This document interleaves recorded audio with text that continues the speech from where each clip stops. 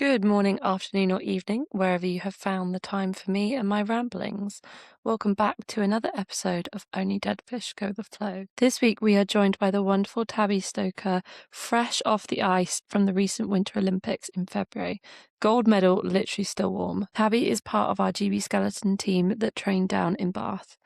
This week we will be diving into her journey from circus arts to skeleton, women's health and pelvic floor issues, featuring a special guest appearance from Franny Hunt-Davis, whose episode you can find from last year, Pussy Palace. We'll also be talking about the thrill of skeleton racing. A brief warning, we are not holding back this episode. This is full locker room chat. If you aren't expecting that, then you might just be listening to the wrong podcast. So I'll give you a minute to change. Just kidding. As usual, please follow the podcast wherever you are listening to it. Our t-shirts are still available via our website, which is linked in the bio of this podcast. And you can also find it on Instagram at Only Dead Fish Podcast. And if you enjoyed the episode, please leave a comment and or review, send it on to a friend, or listen again, I guess. And without further ado, welcome to your weekly reminder that Only Dead Fish Go the Flow. This week, I am actually at Bath University. I had a terrible time with the parking. I forgot my Apple ID. But I am in the university, in the classroom. It's very nostalgic. Sat with Tabby. I didn't double check how to say your name. Stoecker. I thought it was Stoecker. Yeah, you wouldn't be the first. I get it on all the different commentaries. Everyone says different stuff. So. I wasn't sure. I'm a bit dyslexic, so I was like, is it Stoecker? There's so many letters, right? Like, I don't know who created it, but why there's so many letters, dude? But Tabby Stoecker, welcome to the podcast. Thank you for having me. Thank you for breaking me into Bath University. I feel very intellectual now. Back in university. Welcome to the podcast. Would you sort of like to name and explain for anyone who doesn't know and hasn't been on social media and hasn't seen your skeleton Olympic gold medal?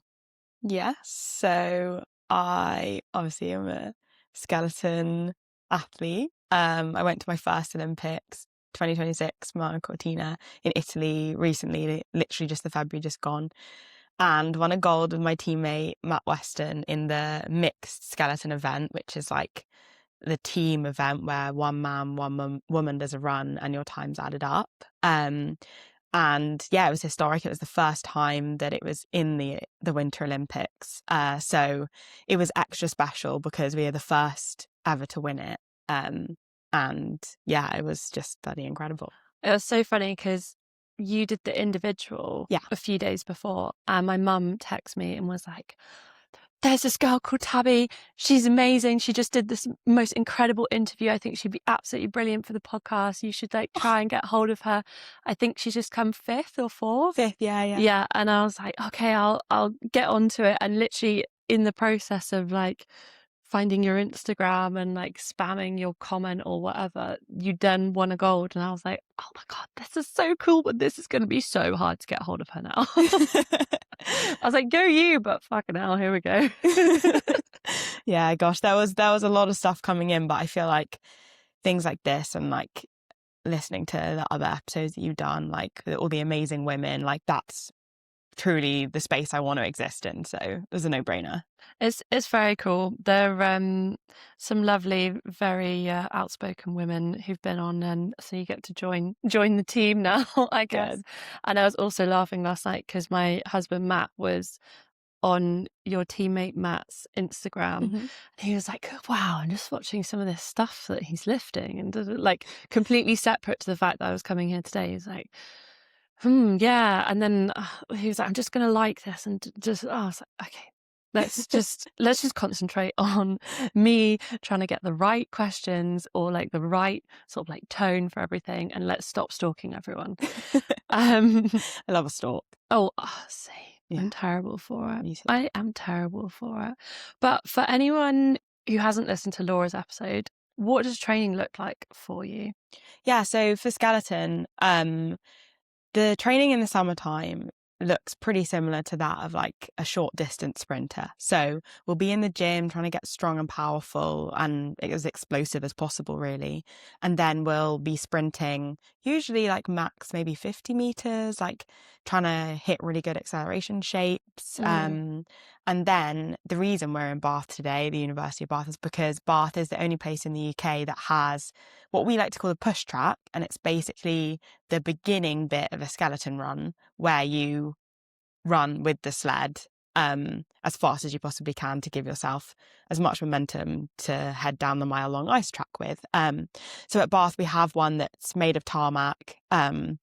It's not that similar to the ice, but it's the best that we can do in this country. And without it, I don't think we would be the best pushers in the world and have that advantage that we need within the British programme. So we're here and we will train on that as well, learning how to push the sled as quickly as possible. And that's like kind of rinse and repeat day in, day out, 6 days a week from, end of April till the end of, I don't know, September. And then come October time, our winter season will start and we have to travel. So for the rest of that kind of year cycle, we'll be all over Europe, North America, China, Korea, wherever's got an ice track, and we'll be training and then racing. So I race on the World Cup. And the easiest way I like to describe that is like if anyone follows Formula One, it's done on a circuit too. So we'll be at one track for 1 week training, and then you race on the weekend, pack up all your stuff and haul everything to a different location where you then do the same thing again. And you're competing with athletes from all over the world at tracks all over the world. It sounds a bit like we had a girl called Lissy on who was talking about tennis, and she does like the tennis circuit. And the tennis is like 52 weeks a year, and every 2 weeks they will enter something at like the start of the 2 weeks, and then they won't find out until like 2 weeks time weekend whether or not they're going to it. So they're like traveling all over the world based on whether or not they get into an event to then compete in, and they might get bumped down if someone of higher rank also enters that event. But they also win money, which we don't win any money. A bonus. This is all for the glory and just the fame, obviously. The fame. Definitely not for the money or the fame. But yeah, similar kind of like pack up, travel, go to the next court or the next track or the next this. Like, whereas with my background with rowing, it was kind of like you had 3 or 4 major summer events, and they were like spaced out within a month, and then you just sort of like did a lot of mileage for the rest. We definitely don't do much endurance, but our circuit, it can be then really, really intense having to do that week in, week out. For us, we know if you're on the World Cup circuit, realistically, unless they kind of review things and you need to be swapped with another teammate, more often than not, you'll be on that for the full season. But every single track is different. Every corner is different. Each year, the tracks will change slightly because of the weather and the way that they've been shaped. So in the summer, the other thing we do so much of is work in a classroom like we're in right now. Learning those tracks. I'll have to get a picture of our classroom. We're learning the tracks like mentally. So we're like revising like what the corners are going to be like and any possible line you could take in and out of 18 corners on 10 different tracks. And you need to know that like the back of your hand, because when you're sliding going 80 miles an hour, and if you don't know the situation that you're entering into, you're probably going to get hurt. So we spend so much time making up the deficit of not having a home track by learning the tracks really, really well and really, really quickly. The mental side of it is so interesting. Once you sort of remove like the speed and the fear, the technique and like the mental side, I just find fascinating and actually like very appealing. Like I used to love the technical side of my sport, and then but all sports are obviously technical, but like once you're on your not baking tray but your sled, Laura was explaining you have so much control of like your hips and your toes and like the pressure of your body, not that those bits are touching the ice, but like the pressures and like where you're like visualizing leaning into and stuff like that. It's all like micro movement. Because we have this thing, if you just laid our sled down and let it go down the track, it would get to the bottom. Would it be the best line? Maybe not, but it would get there in Yeah. one piece. Whereas when you're on it and you're manipulating this thing, it like increases all the different like possibilities of what can happen. And if you just lay there and are totally relaxed, you might hit some walls, but again, you're most likely through most corners. This is not all, but most gonna be all right. Yeah. So then trying to find the fastest line is where then you can cause problems, because in searching for that, risks. And then that's when you can crash and have all these issues. There are some corners where undoubtedly you have to do something. Yeah. Because what goes up must come down. And if you're going at, because like we've been having problems recently, the equipment and the athletes are getting faster and faster every year, and the tracks aren't changing. So they're not getting like high enough, maybe, or well, low so enough? Or? If imagine like, I don't know, 50 years ago they built a corner and you're meant to, we call it oscillate, so like wave up and down in this corner twice. But all of a sudden you're going in with maybe 20 kilometers an hour more than when they built it, and you only oscillate 1.5 times. Yeah. You're at the peak of an oscillation when the corner finishes, which means you're like up high and you're just going to fall out of the corner. Like there's no more force keeping you there. You're just going to crash. So all of a sudden now it's like figuring out how to manipulate that to make it maybe just one.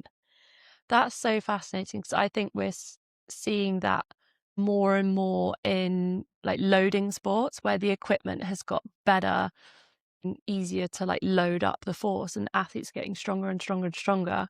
And where the equipment 20 years ago maybe wouldn't, like there would have been a bit of leeway. So you're getting like more and more stress fractures. And my husband's crew from Paris, like 2 of them had their hips and their knees redone like afterwards, and they were like 24. Like it's crazy. And it's so interesting as well from like a physics point of view, like as the equipment gets better and people are so much stronger because we have such a good understanding about like weights and stuff, and it's like people are literally just tearing themselves apart. Well, it's weird. I think a lot of these sports where like your power, like your force to body weight is so important, you do just have a shorter shelf life. Like you do, because of the sheer force. Like I'm thinking, like an iso squat or something where you're like pressing up against a stationary bar, being able to output like 12 times your body weight. Amazing for your sport, but so bad for your spine. Like so bad for your spine. So there's like tons of stuff like that where like you kind of are sacrificing these little bits of your body almost to succeed in your sport. It is really interesting. It is like, this is my current hill to die on. Back to podcast. How did you get into skelly or skeleton? Because my mum saw something on Facebook which said you used to do Cirque du Soleil things. Is that right? So not Cirque du Soleil as the institution. I would never claim to have done that, because they're fabulous and far more talented than I ever was. But I trained like separate from school. So I went to normal school. I want to clear that up. But I did like circus arts as my sport. That's very cool. From about 11 till 17. And that was, I specialised in flying trapeze. And then I also did loads of stuff to supplement that. So like acrobatics, silks, tight wire, static trapeze, all the type of stuff you'd see in a Cirque du Soleil. That's what I was training in. And that was really intense. That was 25 hours a week, like outside of school, like training hard for that. Mainly because I loved it. You know, that there are careers within it. But I guess that's a love thing. That is a love thing. And the community in that type of sport. Because I think also like it gets bad rap, like it's sport. You're making something that is so difficult and it's risky. Like ballet. Look so beautiful. Exactly. And I think those athletes, like they are athletes and they should get that name. They should get that title. They're athletes, even though it's more creative and less rigid in the way that it's kind of, I know, compared to competitive sport, let's say. So how did you go from circus to skeleton? Apart from maybe like dyslexically misreading like a room and then just going from circus to skeleton. I could do that. So when I was 17, I was revising for my A-levels. I was procrastinating. I was scrolling on Instagram. And I was kind of at this point also with the circus where I wasn't as good as I'd hoped. And I kind of knew that I was doing it because I loved it, and that was probably what it was always going to be for me. And I think that's okay. Like, you should be okay with that. Like, not everyone's going to be brilliant at everything. But I was kind of getting to that point. So when I saw this advert on Instagram for a talent ID process, that was basically saying, discover your gold, like go from not really doing this sport to, you know, potentially winning Olympic medals in it. And I just signed up. I don't know exactly what it was that possessed me in that moment. I think it might have literally been sheer procrastination for not wanting to revise. We've all been there. Yeah. So I signed up and I got through for skeleton. At that time, I didn't know what skeleton was. When I'd seen the advert, there was also like rugby sevens and short track speed skating, and I think rowing as well. Possibly. And I think you might have struggled with rowing height-wise. yeah, maybe. Probably would have. But you know what? And you don't think like that, do you? When you're signing up for these things, why not? Like, that looks fun. Like, and that's what sport was for me at that point as well. Like, it was fun. And I always kind of felt pretty athletic, but I didn't go to a particularly sporty school. Like, it wasn't encouraged that like being an athlete was this like path where you could take. So yeah, I signed up, got through to skeleton, got through all of the rounds of trialing until they take you out onto ice to try it for the first time. And we went to Norway. And it was just incredible. It's really difficult to describe the experience of like being on a sled for a first time, but you could just feel so much more than you'd think, like the tiny vibrations from the ice and the cold and the speed and the adrenaline, and you felt like you're flying. It was just, yeah, it was incredible. And from that point on, I'd say I was just a bit addicted to that feeling. Obsessed. Yeah. We had a lady on called Marina, and she had an accident that left her like wheelchair bound. She went from doing an Ironman in the September or something, and then she was wheelchair bound by the October, and she has got really into hand cycling. And she's like, the feeling is like you're like a dog with your head out the window and your tongue's hanging out and you're just flying and you're just having the best time. And I just, whenever someone talks about the feeling of their sport going well, it's always like, oh, I'm flying, or it's this, or I'm just like in perfect harmony with something. It's just so lovely. To be fair, I will say with skeleton, you can feel like you're flying when things are really going wrong too. There's definitely points where you're trusting it way too much and you then are airborne and then you crash and you think, maybe I should pay more attention. Like, oh shit. Yeah, like if you're airborne, like you've definitely done something wrong. That, I think, goes very nicely onto our best and our worst parts of the sport. Yeah. You know what? Mine are probably, they're kind of silly, but these are just things that I think that the best part, for one, the speed, like the feeling of having your face an inch off of the ice and going niche, but okay. 85 miles an hour. Like, have you ever done it where you're like driving on a really clear road and you're going pretty fast and you just think like, wow, this feels, and maybe it's not the most relatable feeling, but like, or have you been like on a boat, on like a speedboat or something, and you're going really quickly and you're like, whoa, like it's just like a level of elation. I really like to be in control of my speed. Okay, well, skeleton would be good for that, to be fair. Like I always say, obviously it's very hilly around here, and we used to do a lot of cycling to like stay fit, and I'd prefer to go up the hills. Oh, really? As opposed to going down them. I don't mind going down them, but I'm not a speed junkie. I like to either be generating my speed or I like to be in control of my speed. Okay. Yeah, I think I like to be in control of things, but I think in this context, when it's literally just like gravity, there's something so thrilling about it for me. So it is something that I love about the sport. But aside from that, the other thing that I think is incredible that a lot of other athletes will probably relate to is the travel. If you're the type of person that likes to have variation in routine, and likes to see beautiful places, like this sport has taken me to places I never ever would have chosen to go to, and I've experienced so much. And And I always like to take a moment like before I slide or race in any of these places to like step outside and just like have a look around me and just like have that moment of like gratitude and reflection for the fact that my life and something I love and something that pays me has like taken me there. Being up in the mountains, like it's just incredible. I was going to say snowy mountains as well. Those are pretty good locations. Yeah. Because you could go somewhere lower down. Obviously, you couldn't for a skeleton necessarily, but like the chances of it raining or like being muddy or something like. But in the snow, there is something so quiet and like beautiful about the snow, and especially like in the UK, we're just like we just don't get that. Yeah, I get to have winter now. Yeah, you get to have a winter. UK just has like prolonged autumn. Like. Yeah. So yeah, having proper winters. Then the worst part, this is like quite rogue, but the changing room situation for skeleton definitely needs some upgrading. We don't have gendered changing rooms, so everyone's all in together. Fine, everyone's super respectful. It's like there's no problem with that necessarily. But think about if you're thinking about a 4-man bobsleigh team, 4 huge sweaty blokes, and there's quite a lot of like law in skeleton, and I don't know if it's in bobsleigh to be fair, about not washing your suit because you wash the speed out. Okay. Obviously that's not true, but a lot of us keep to that.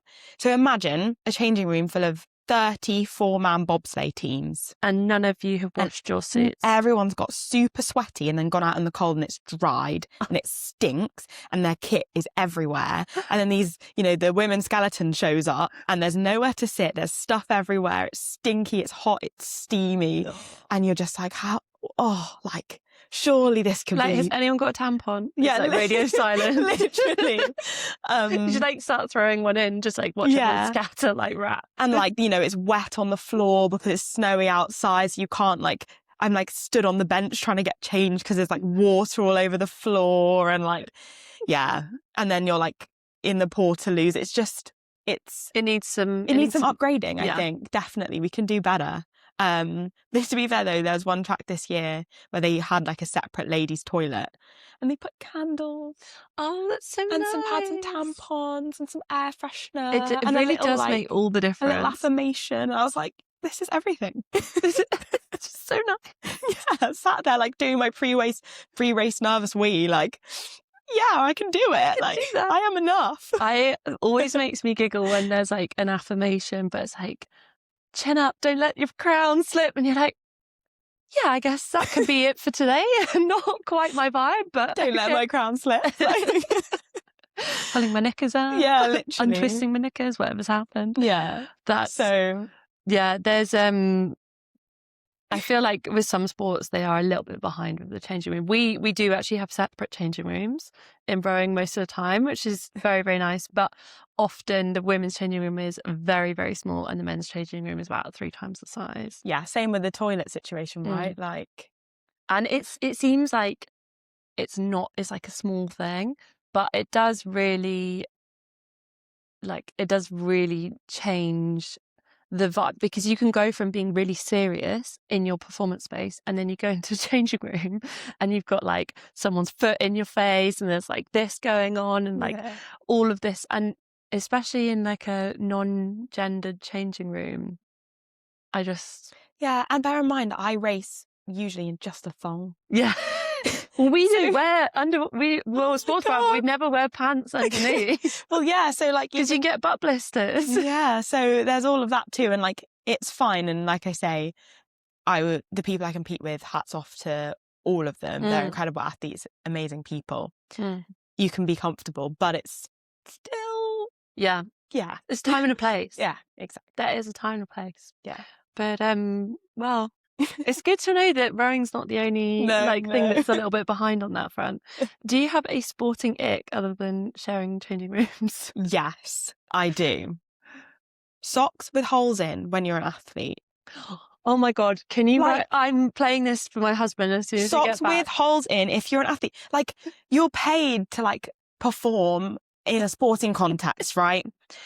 You can definitely get socks, like sports socks that are like for like your feet are so important. Like, why are you wearing holey socks? Like, you're an elite athlete. Come on. That's a good one. Honestly, some of the socks that Matt has at home, they're like thongs for his toes. Yeah. Like they're not even. He's doing this like dinosaur Instagram thing at the moment where it's like ranking his dinosaur socks on compared to the athletic performance he produced on the day, which is really fun. But like the other socks that aren't the dinosaur socks, they are literally like hanging on by a thread. Like we've been together 10 years. I think those socks have been there the whole time, if not before. I know. And it's just throw them out. Yeah. Get a fresh pair. Like you wouldn't do that if it was like your top or your leggings, your shorts, whatever. I think he would, but yeah. Okay, maybe he would. All of it. If you're paid to be a professional athlete, you should at least have good socks. Yeah. I knew we were going to get on. Do you have I know you've got lots of hills, but dying on the hill? Yeah, I have a lot of hills. I'm surrounded by mountains. But the one that I think I definitely am passionate about is to not shy away from the fact that if you pee yourself while you're training, there's stuff that can be done. You know, women shouldn't just have to pee themselves. I kind of forgot where we were going with our dying on the hill, and then I was like, oh yeah, that's what we're talking about. So our dying on the hill today is women's health, and specifically peeing yourself before or during racing. Yes. So aside from a nervous wee, which happens to everybody, I remember when I first joined the skeleton program and I was literally learning how to run. The joke is that I looked like Phoebe from Friends. I had no coordination. I hadn't sprinted before. And it got to this point where I was getting stronger and we were running more, and every single session I would just be peeing myself, like little and often. And I don't know, it was just knocking my confidence, like not being that good at running anyway, and then having to kind of pull myself up and be like, it's all right, like this is how you learn. But then as I'm in the middle of doing a drill, just peeing, or having to scurry off to the bathroom before being asked to do like jump testing or anything because I'm going to wee myself. I don't know, it just like, it didn't feel right. And it took me far too long, I think, to bring it up with my team and the physio and ask if there was anything that could be done, because there was so much that could be done. I went and saw a pelvic floor physio. Spoiler. Yeah. It's internal. It's an internal exam. And you do exercises while usually a lovely woman is assessing your internal pelvic floor muscles.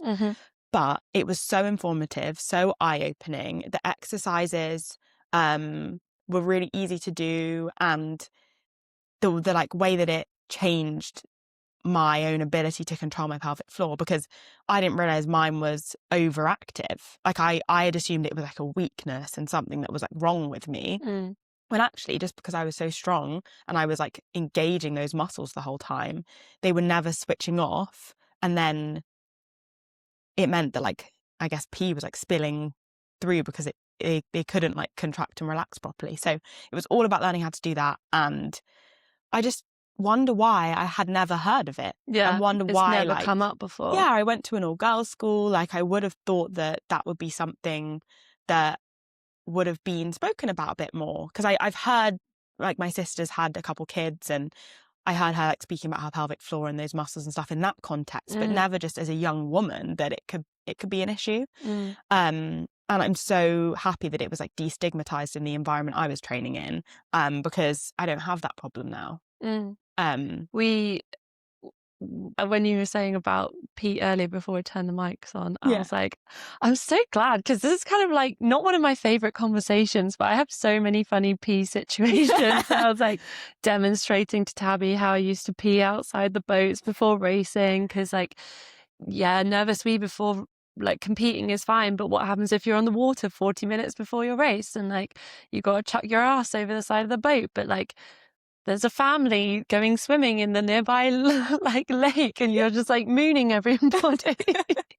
Like, yeah, it is just one of those things, and it is like something that isn't really talked about, or like there's no real direction. If you weren't at Bath and this like centre that's an elite sports centre, how would you have, like, if this was happening to you, if you're playing a different game, or like how would you have found out that was the problem. You might have even, like, God forbid, like, left sport because you're like, well, I can't control this and this is really affecting my enjoyment. Yeah, absolutely. And just like it will leak through your clothes, and even just like that of like looking like you've pissed yourself, it's different than when you're sweating, and like that's, again, though, something people often have to overcome of like, it's all right to be sweaty when you're being active, but when you pee and then it dries and it smells, it's horrible. It's a horrible experience. And yeah, like you said, if I hadn't been in this environment, and also thankfully had a female physio for our whole team, that it felt appropriate to bring it up to her, and she was so receptive. But like, you might not have that. It is, I guess, it can be quite funny. If you were to just bring it up to your coach and say, I've just pissed myself, they'd probably just find it funny. They might not see the larger problem that's going on, that is genuinely so fixable. Like, it was so simple to sort it out. And like I said, yeah, it just had such a great impact on like my ability to get through a session. I feel like you and Franny would have such a good chat about her coil fitting experience. Oh yeah, because I mean, mine was really similar. I'm on the Myrena coil, and I've had it for years, and it has really helped with, I had like really painful, heavy periods, and also for managing that around training. But I had to have one refitted 6 months before the Olympics, which has actually been a nightmare, but that's a separate hill. But when I had mine changed recently, I sat up, vomited violently, and then just fainted, passed out. And they had to keep me for 4 hours in the GP. So, yeah. They're like, would you like a wet paper towel for that? Literally. They're like, maybe have some Haribo. I'm like, take your Haribo away from me. You've just violated my insides and you're telling me I'm overreacting. I literally just passed out. We are briefly pausing Tabby's episode to go slightly off-road and bring you the collaboration you never knew you needed with Franny Hunt-Davis popping in to say hello to Tabby. I hope you enjoy. I wanted to introduce Franny to Tabby virtually online because both of your going on the hills were about internal personal issues. And when we had Franny on the podcast, we had a debate as to whether or not it was socks on or socks off when you were having a pelvic exam. So welcome into the podcast, Franny, back on popular demand. But I thought you could share, as you had already shared such a lovely podcast, the feedback that you had about socks on or socks off with Tabby. It became a very big debate. But I had, so my friends who in medical circles, they were all like, I think my friend Katie, she's was like, I'm more focused on what I'm doing than thinking about your feet. And I was like, that's fair enough. Yeah. And then, yeah, it became a big thing of people coming up to me being like my coach came up to me who was like, I've spoken to my wife and she says it's very much socks on. Gosh, what do you do? Are you a socks on or a socks off?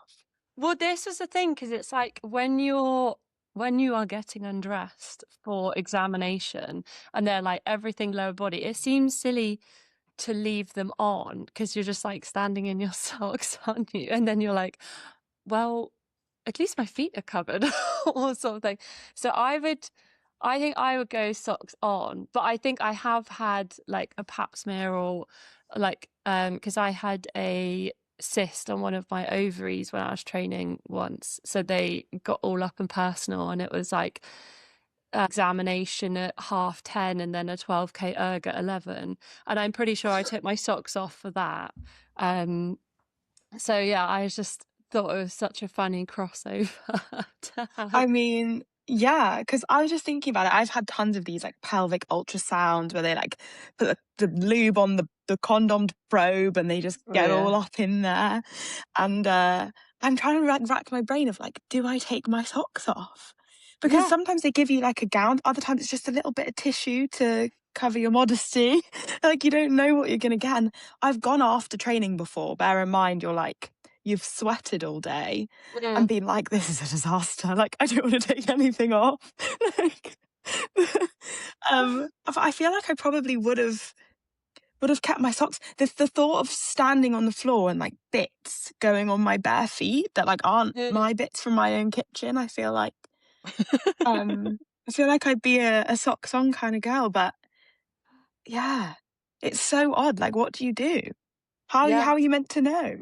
Well, I just thought, public service announcement, all three of us, the feedback that Franny has had within her podcast episode and research was socks on. Yeah. Yeah. I mean, you would hope that the medical professional would not be looking at that.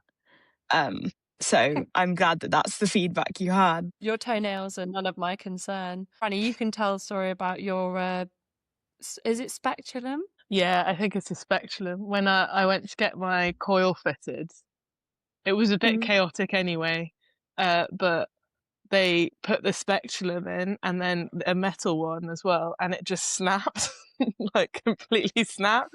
It was in like two halves. Wait, what? And the woman had the audacity to be like, "This doesn't happen often." I was like, So it wasn't even just like the little plastic speculum, it was like a big metal old fashioned like 1800s jobbo, and you snapped it. Yeah, I snapped it. And then they had also said, oh, because you haven't had children, you'll need the like little cute baby coil. And then as soon as that speculum snapped, she was like, I think we'll go in with the big one. I was like, yeah, no, cool. That's not something you hear very often. Congrats. I love that. Yeah, they should have given it to me so I could like frame it or something. Fast forward on from your episode, you have now been elected, what was it, captain of your boat club, and I'm not saying it's captain. just your podcast episode, but it I definitely did played a part in your popularity. Mate, I wanted to start my speech being like, you might have heard me on Sophia's podcast talking about my cervix. Thing is though, I feel like once you share something like that openly, immediately people's guard is down, like they're ready, like you're just so much more approachable instantly. I also I had this thought actually, now we're talking about socks and stuff. If you've ever been waxed, which I've only done like once why does it feel so much nicer to get a bikini wax where they put like hot wax on you and rip it off than it does when you go to like a gynecologist where they like have to open you out and stuff? Because in like a gynecologist, you're like, this feels the most unwelcoming place ever. Whereas when you get waxed, it's like, there's sounds of running water in the background. They've got soft towels everywhere. Like, literally, there's candles, there's a fan. I've been offered hot tea afterwards. Yeah. You're so right. Like, make the gynecologist that type of experience. Instead, you've got like a tiny little paper towel that's like kind of ripped and it goes over your knees, and you're like, oh, my modesty. Yeah. And I had once where my coil had moved and I had to get it removed because it was like causing pain. And they come in the room and it's this woman and then a really, really young boy. And like, I'm saying that, like, young boy. And she goes to me, is it okay? Like, we have some students for training. Like, is it okay if he has a go? Has a go? I mean, obviously I want people to learn. Absolutely. Like, I'm pro learning, but I was absolutely mortified because this boy was definitely like, he was a young boy and he looked quite nervous. And yeah, I felt like I had to say yes, and off he went. That's crazy. Imagine if he'd been helping with yours, Franny. Well, He'd be like, never again. If he was a young boy, his arm wouldn't be long enough. Anyway, that is I just thought it'd be really fun to sort of have you both briefly collab in Tabby's podcast episode, and if either of you had any other passing words of wisdom on the topic to share. I think if we're going socks on, get some fun socks. Next time you go, let's make it a thing. Like, I have socks that say fuck off, and I have socks that have boobs on, and I have some fun socks. I'm going to start if we're going socks on, I'm going to make it fun. My sister's got a really good pair of socks that say, don't be a girl that poops, be a bitch that shits. Yeah. Them. You need them on next time you go to the gynecologist. I've got leopard print ones that say rich bitch on them, which I'm not, but I like it. Definitely them. Franny, do you have any passing words of wisdom on the lady garden? Oh, the lady gut. Well, getting wax is a nicer experience than them trying to look for your cervix, even though it's very painful. And yeah, I think socks on is the way forward. I absolutely love what Tabby said about you don't want something that wasn't made in your kitchen. What you said, that's the best thing I've ever heard. Yeah. We're not here for crummy feet. No, crummy feet are the worst. Especially not in the gynecologist. Oh. Just don't know what that is. No, thank you. And no young No, boys thank allowed you. in.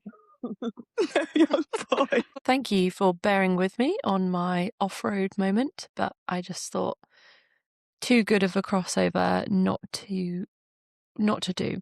Without further ado, the podcast will now continue. It's a perfect segue because it's about finding like-minded women in your sporting community. Enjoy. It is such a funny one, and it's so like I'm sure with like your circus community, but like especially with your sporting and like your women's team now, finding your herd and like finding people that you can just talk to. Like one of the girls at rowing, she used to like veet everything in the shower, like in between sessions, and then be like, have I missed a spot? And like just completely like normalize like every single conversation you could have about your body in that herd environment of like women's sport. And I think that is one of like the best bits about it. Oh, it's fantastic. That you can just be like, fucking hell, I'm pissing myself every time. Like, and someone be like, oh, I know someone that could help you with that. Yeah. Or a friend of a friend of a friend had that. Let me put you onto this. Absolutely. And you know what? I feel so fortunate within skeleton because it's technically an individual sport. But the way the British programme does it is that we treat it as a team. And we're all in bath training together and we are one team until you're on the sled individually. And I think that is what gives us such an edge, because getting to have those moments with the other girls where, like you say, you can literally just speak about anything. Like we share a bed more often than I probably share with my boyfriend, like traveling around. And you have to get comfortable with like everything about each other. And especially for issues like your pelvic floor or your periods or contraception or your body image, having other women, other normal women, well, they're exceptional, but you know, to just like destigmatize the lot of it. It's so important. I feel really lucky I've got that experience this early on in my life. It would be amazing for, I think, women, girls at a young age to hear about it, because it's not like it just can happen to anybody. It doesn't have to be to do with sport necessarily even, or just once you've had kids, which I think is like where you hear about it the most. Like it would be amazing to hear about it a little bit before. Yeah. What, if you don't mind my asking, what did you have to do exercise-wise? Yeah. So I would imagine my pelvic floor as like a rose. Okay. Very female, very lovely. Yeah. A rose that was like not bloomed yet, so like closed up, because that's it in like a tight state, I guess. And I would have to lay on the floor and have my hands like on my lower stomach, and then over 10 seconds while breathing and not tensing anything else, just try and imagine that rose like opening and like relax my pelvic floor, and take the 10 seconds to do it. And then I would do 3 quick closes to get it back to being fully engaged. Okay. So that you go from like a little bit tight, a bit tighter, and then like fully engaged. And then I would also do exercises where like on each breath, it had to go to completely relaxed and then completely tense. And there was a lot of work around, you think that you're relaxed, but actually there's more relax. Like you can go further with it.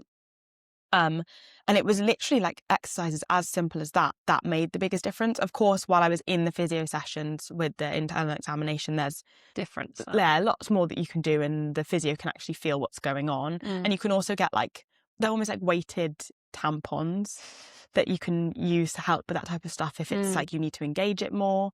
And equally, while I was still struggling, there are loads of products available that you can wear, like whether it's in your pants or like internally, that catch your wee. Okay. And it's kind of like tampons, but they're slightly different. I can't remember the name of them now, but I got given them for free from the physio. Okay. And while I was still nervous about whether or not it leaking, worked, yeah. I used them, and that just helped with my confidence instantly, because even though I wasn't in the best control yet, I wasn't having to run off to the toilet. That's so good. Whenever we were like training, we were like, oh, how good would it be just to have like a little straw that just like went up, and quite a few of us looked at, I can't remember if it was like a shiwi or something, where it's just like... I've used a shiwi when I was camping before. It's like a little plastic cup you just kind of hook on and it hits into like the silicone balls. It's fantastic. Well, we were like saying before the microphone, I was like, I know that there were like, for me, there was like nervousness and, peeing outside the boat. But I also know a girl who would be nervous as well, and she'd just bring a cup with her and she'd like pee through her all in one and then just chuck it out the side of the boat. That is difficult as well, because like knowing from doing like anti-doping like tests and stuff, like pissing into a cup is hard as a woman. Like, why are the cups not wider? Like, WADA, do something about this, please. We used to have like hydration done on camp, so every morning you had to take your pee pot, and our pee pots were like that like wide. Do they not know female anatomy? Like, that's impossible. And then they'd be like, oh, you've given me too much wee, or like, you've not given me enough wee. And I'm just like, well, I weed everywhere. Like, none of this pot is not contaminated. Literally. And first thing when you get up, like, how is this pot gonna like do anything? Sprays. Like, why is never one stream? Like, there's like 4 streams at once. It's not a thought stream. No. If anyone, somebody come back to me with something I'm sensible. I'm gonna feed that back. I think you should. Anti-doping, like, make the pot bigger. We had anti-doping round the other night, actually. They came round and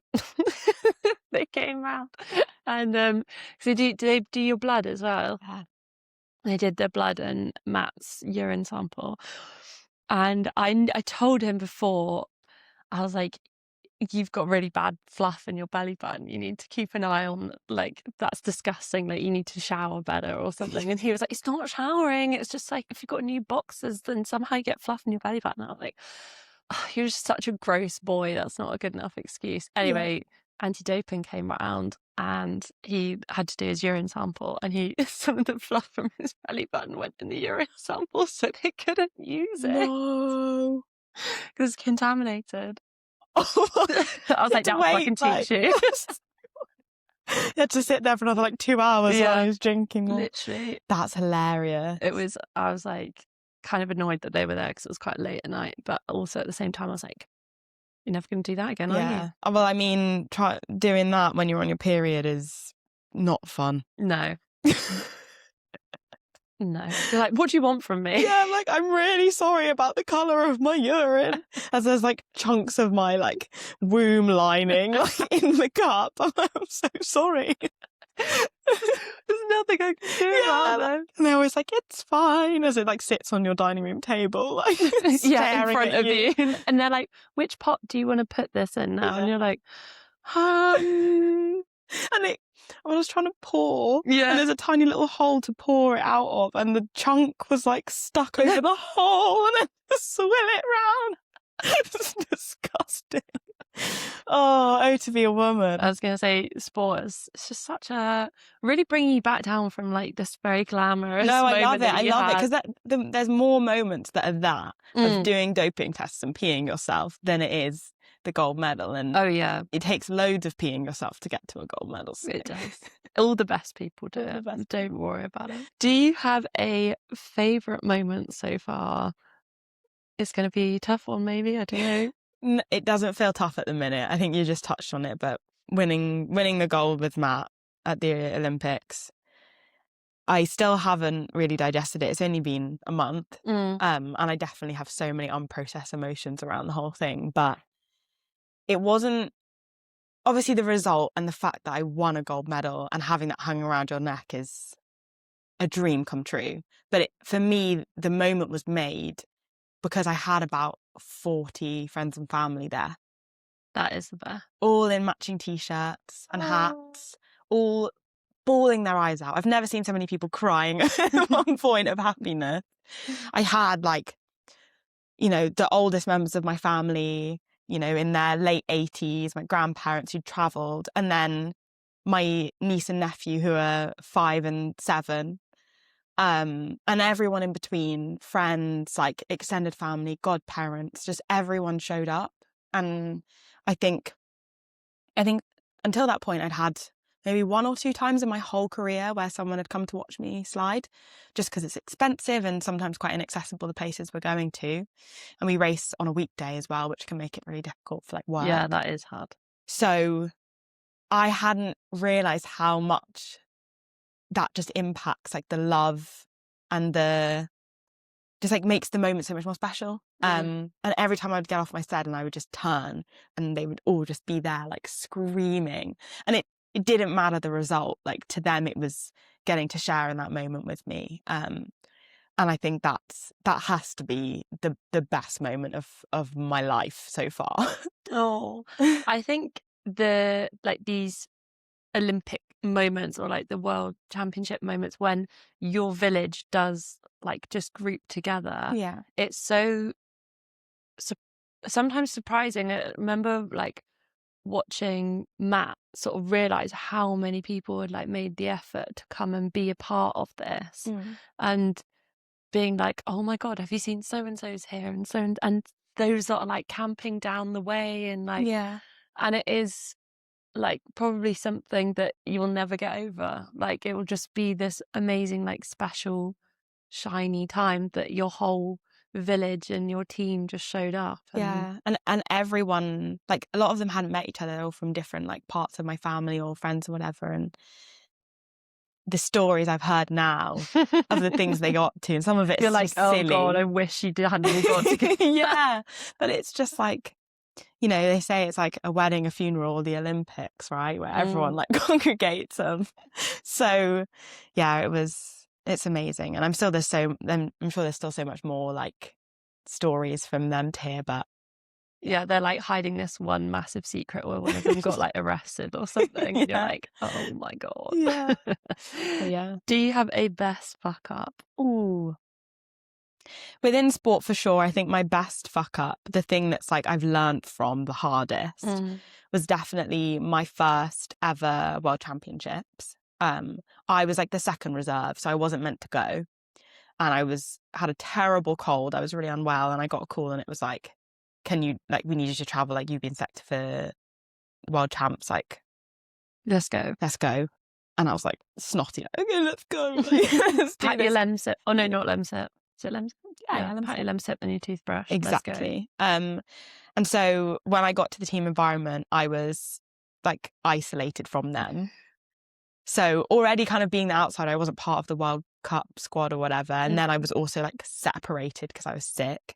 I was on different equipment to them. I had a different coach and I'd never been to that track before. So I felt overwhelmingly just like an imposter in that environment. And everyone was lovely, but that was how I felt. Yeah. You can't, like, people can be nice to you and it's just like, it's just making it worse. Yeah. And then added to that, I came 25th, which like I'm pretty sure was like a couple places from last. My worst ever result in my whole career. And there's a part of this track that we were at called Samaritz, and like the beginning bit is just really long and really flat and straight. And when I tell you, over these 3 runs that I did, I was just sideways. Like the sled's your head's meant to be forwards, and I was like, you know, almost doing a 180. Like it was just a terrible show of my own skill as well. But it was the most successful World Champs at that point that the team had ever had. Like Matt, my teammate, won it. They got, like, the other boys were like 4th and 5th or something, and then the girls and the boys won or got medals in the team events. Like it was the most successful the team had ever done. And so on this one hand, I had this like horrible experience of just feeling like I completely flopped, like I missed the opportunity, like I wasn't ready to be part of that team, but also getting to witness like skeleton history, greatness for GB. All it did was just light this fire in my belly that like I am never having that type of experience again. Like the next time this happens, the next time I get this opportunity, I am ready. Yeah. And it really gave me that fire over that summer. And come my next opportunity, which was the next season, and I got my second ever World Cup race, and I won it. It's funny how it goes. Sometimes you got to really hit rock bottom as hard as you can, so you bounce back higher. Exactly. So best fuck up. That is a good fuck up. It's always better to miss a session than a load of days because you've like over-egged it from being ill. Yeah. And we often have it with Scally because you're, out in minus 22 and you're often running on fumes. As soon as you get home, you just crash and you get sick. And for me, that has been like a big thing within my career. Like I got glandular fever at the end of a season one year and I thought I was going insane. And it took ages to get diagnosed. And I have like an autoimmune condition as well. So there's like a lot more risk for me when I'm getting sick. And autoimmune girlies. Yeah, exactly. You know the vibes. I do. So that's something I've worked really hard on, and I don't even need to touch wood anymore. The last season that's just gone, the summer and the season, I didn't get sick, didn't get badly sick. Even getting back from the Olympics and like having this big crash come down, haven't got sick. It's really interesting because I spoke to another autoimmune girly recently. One of the things that I said was nothing changes if nothing changes. So like you can't expect to get better if you aren't willing to make some big changes in your life. Yeah. And then the changes won't be big anymore, if that makes sense. But one of the other things I said, and I stand by this, is don't make your sport more miserable than it needs to be. Yeah. Like, no one's getting a prize for who can suffer the most. Like, who is the coldest? Who is the smelliest? Like, nobody gets a prize. I don't enjoy making myself uncomfortable. No. Like, I'll suffer, like, in terms of training. But, like, I am going to have a heated jacket. I am going to be taking, like, all of the supplements. I am taking my diet super seriously. I am not going to play that extra game of cards. I'm going to sleep to get my 10 hours. But sitting in a cold minibus in your wet kit, like, no, just don't do it. Like, nobody is winning a prize for who had the worst time at training. Yeah. Please, like, glamorize your sport. Treat yourself to like the warm, like bring a warm flask of whatever coffee with you. Like, do not like, I don't understand when people do this, when they like make their sport or like after their training like the most miserable thing. If you can avoid doing that, like, treat yourself. Exactly. You've been very brave. You've just got PB. And also that is self-love. Like, that is self-love, and you need that. Like, you need those moments of self-love. Like, don't, like you say, it's not about like who's the hardest. Yeah. It's who's going to perform on the day. Like, I've coached so many people that are like, oh, it's just really cold. I was like, well, where's your coat? Where's your gilet? Where's your this? Where's your hat? Where's your gloves? Like, my boyfriend teases me because when I go out, obviously we're in the cold a lot. He says I look like a small school child where their mums like wrap them up to walk to school in the winter because I've like got every possible layer going on. I'll have like, only your eyes visible. Literally like a snood, a hat, the earmuffs, the heated jacket, like 4 pairs of trousers on, my boots, 2 pairs of gloves. Like, I am gonna be wrapped up as my eyelashes freeze. Oh God. My last few questions is, do you have a mantra or words to live by? Yeah, one of them that my mum has said to me for my whole life, and in my teen years I rebelled against it, but you know what, I've really taken it on, especially in the last year, is Mums have a horrid habit of being so right. damn it, Alison. Yeah. Oh, my mum's Alison too. Lovely. Shout out Ali's. Go Ali's. It's have faith, not fear. Ooh. It, for me, in every aspect of my life, that resonates, but especially for this last year of trying to qualify for the games and then trying to perform at that highest level, like, have faith, not fear. And it's not saying like banish fear, you can't ever be afraid, but it's saying in those moments where your body is letting you know that you are nervous and anxious about what's going on, your hands are sweating, your heart is racing, your, like your vision's going funny, you feel faint. it's like bringing it back to grounding in that moment, remembering why you're there, and remembering that like having that faith, having that belief in the process that you've been through, the person that you are, the training that you've done, and your own like sense of yourself, and having faith in all of that preparation, and then let alone faith in what you want. That's bigger than the fear. That's bigger than it. And it's so easy in those moments where you're feeling that to literally be like, have faith. Just have faith. You've got nothing to lose right now. Have faith over this fear. So do you think, have you got the Olympic rings tattooed on you, or are you not a tattoo person? I am a tattoo person and I want to get them. I just haven't yet. I haven't organised it because I'm going on holiday in a couple of weeks and I didn't want to get it before then having no sun exposure. Yeah. Because I think I want to get it like on my arm. But yeah, I only have one other tattoo. I say I'm a tattoo person. I have one other. Do you think you'd get have faith not fear anywhere? You know, I've been thinking about something like that because my other tattoo represents my dad, and I feel like that sentence really represents my mum. And I've been thinking about getting something to symbolise her as a tattoo for a while. So that's actually a great idea. Yeah, well, there you go. You can have that one for free. Thank you very much. Faith, not fear, or something. Yeah, that'd be the only advice that I've heard from Olympians who've got the Olympic tattoos is don't get them too thick. Yeah. That's the only thing that I've heard. I'm just worried because it's a hard tattoo to do because it's like perfect circles, and I wanted to like find an artist who'd done it before. Basically, I can put you in touch with. I'll put it after this. I can show you some of my friends on. Thank you. That'll actually be amazing. 2 questions. Have you any final takeaways? I don't know how you top faith, not fear, but do you have any final takeaways for anyone listening to the podcast that you'd want them to have? Definitely. I think something that I feel really strongly about because of my own journey is that you don't have to follow one path. So I got into skeleton at 18.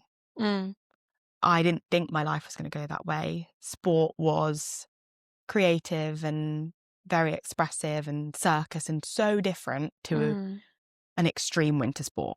I didn't see any, I hadn't seen it before. You know, you kind of have to see it to believe it. I hadn't seen someone like me in those sports, didn't watch them. I didn't know what they were. But like, look at the way my life has changed now because I followed this different path. And so for starters, that path is available. And then I'd just say, like, don't box yourself in. It's never too late to try something new and to give it your all. So don't feel constrained in that sense. Like, there's always other things out there. That leads on really well to my final section. And I'm going to start because my soundtrack of the week is Ray's new album. And it's all about, like, it starts about the girl under the grey cloud, and the cloud is there, but the sun is always just behind the cloud. Like, it's always shining. You know, there's always another gear. You can always go again, that sort of thing. And so do you have a soundtrack of the week? You know what I actually do? Yeah. It's James Blake's new album. I really like James Blake. And it just came out and I started listening to it, and in a slightly different way, it feels like he, as an artist who I've always loved, has gone really full circle. He's like come back to the sound he had when I first started listening to him, however many years ago. And I just love that as a piece, right? Like, coming back to your roots, coming back to where you started. And I feel like I'm doing that right now. Like, I've just finished an Olympic cycle. I'm back to square one. Yeah. What are you going to do? I'm resetting. So, and I think sometimes it's just important to do that, to take stock and to have some slow moments. Is there a specific song from his album? No, not really. I've been trying to take it in as an album itself. I love that. I've listened to Ray's new album at least all the way through. It's 75 minutes. It came out on Friday at least 7 times. Okay. I've made my husband listen to it. I think my mum's even listened to it 2 or 3 times. I mean, she's incredible. Like, God, her vocal range is just I know. insane. Her storytelling, like, It's just amazing. I was driving here and they played a snippet of her new live version of I Know You're Hurting. I looked down at my hands when I was driving. I had like goosebumps up my arm and I was like, I'm gonna get there and Tabby's gonna be like, this woman is fucking mental. She's in leopard print dungarees and she's got mascara just down her face. Oh my I'd be like, gosh. hey, I'm fine. Fully though, I would have just been like, oh my God, let me join in. Like, get in the car, like put the Let's just song on finish again, let's cry listening. together. Like, Oh my God. I was like, fucking hell, I'm gonna be such a mess by the time I get there. That is all of the podcast. If anybody wants to follow you and whatever you're gonna do next, I don't know what the plan is next. Have a holiday and then yeah, just have some time to think. But I don't think I'm done with skeleton yet, so you'll be seeing more of me. how exciting. Where can people find you online? My Instagram, Tabby_21_. Most of the stuff's on there. I've just started on TikTok, so TikTok's hard. yeah, and I wasn't really into social media that much anyway. But I'm seeing the benefits of it so much now, so trying to be better on there and share. I want to be the person I didn't see when I was younger in the space that I'm existing in. So the way to do that is to put it online, show people. It is, yeah, it's a double-edged sword, isn't it? You got to sort of give to gain. Exactly. Well, thank you very much. No, thank you. That's been so fun. Thank you for listening to this episode. If you enjoyed it, as I said earlier, please follow, like, subscribe, all of those lovely things. If you want to see more of the podcast, you can follow it on Instagram at Only Dead Fish Podcast. It's got all sorts of bits and bobs on there. Anyway, hope you enjoyed the episode and chat next week. Bye-bye.